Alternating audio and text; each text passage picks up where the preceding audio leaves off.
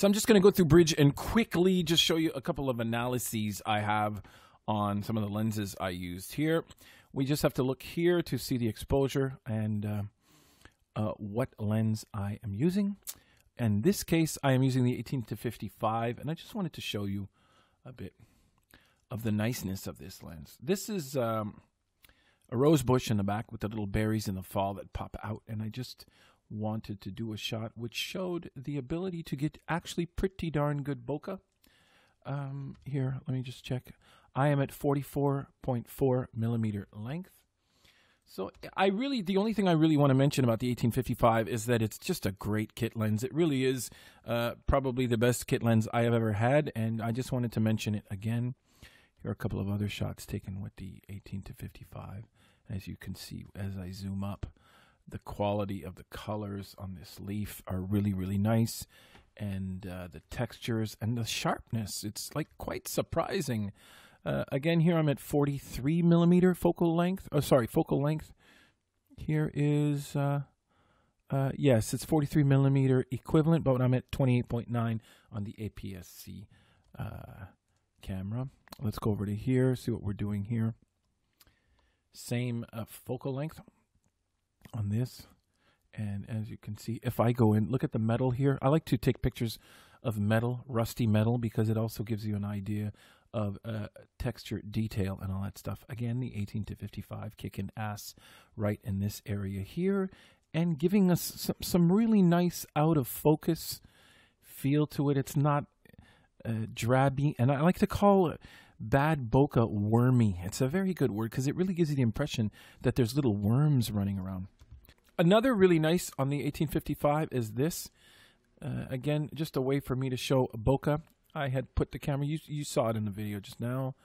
I had put the camera on the ground, focused in on the foreground, and wanted to see what would happen in the back here. There's a lot of leaves and stuff. And look at the balliness, man. Look at this. That's some beautiful ass bokeh, everybody. Nice. And again, this is on the, what lens is this? The 1855. Let me just try another lens here, 1855, the 56 millimeter.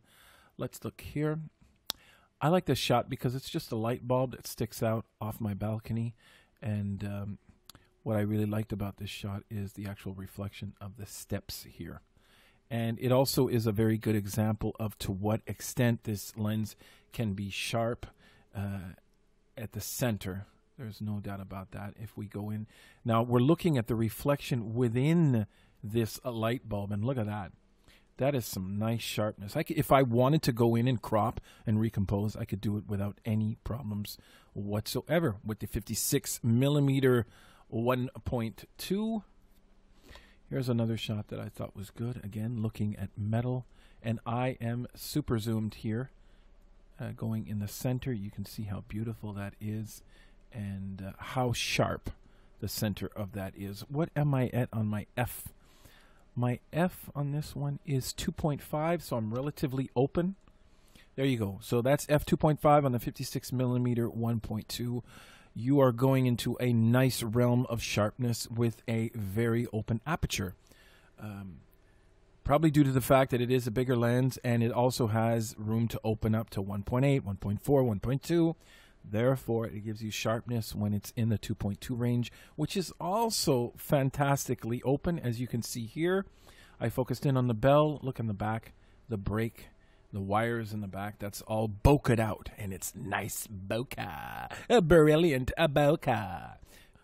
Before I continue, there's a couple of things I wanted to show you. I want to get into one other lens right here. This is the 55 to 200.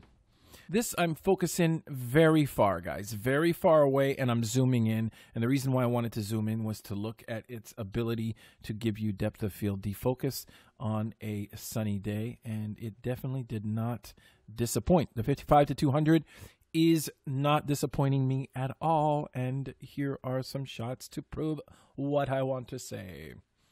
A bit blurry here, a bit mushy. So I just wanted to show that there is nice depth of field on this lens too, and it is going to be for the next probably year, maybe even 2 years, my run and gun fashion lens because of this fact that it delivers a good job. It's not my Canon 70-200 2.8, but it is pretty darn impressive. And last but not least, I'm confidently happy with the 18-55. I think it's a great bargain.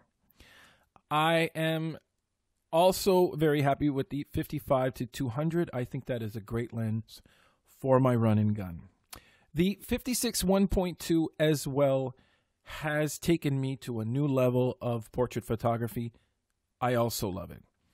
But the next lens I am about to show you tears me apart.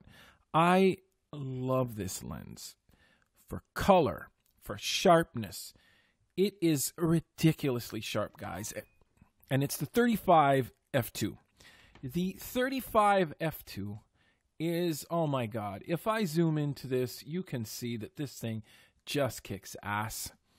There's also, it's not perfectly super sharp like some of these Zeiss and Leica lenses, but it is darned close. It is just a great lens. Here I am, I believe I'm at f2 on this one right here. Am I on my, yes, I'm on the 35 millimeter. I'm at f8 on this. Still getting some great defocus in the back. And when you go into the sharp area, it is sharp, man. It's amazingly sharp.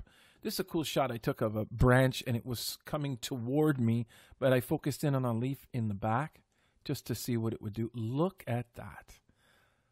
I mean, it's just pretty unbelievable. I just think it's an unbelievable lens. It has got to be, so far in the lenses I have bought, one of the biggest bargains that exist.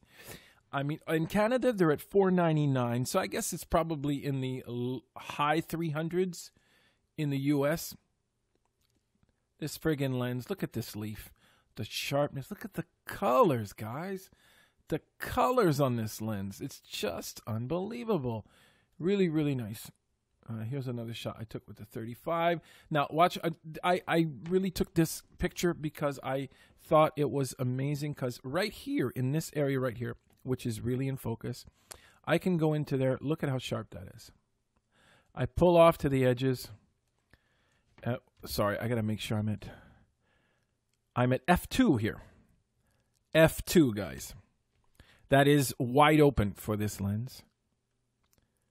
See, that is sharpness beyond friggin' belief in the center. If you go towards the outer edge, let me find something that needed to be sharp.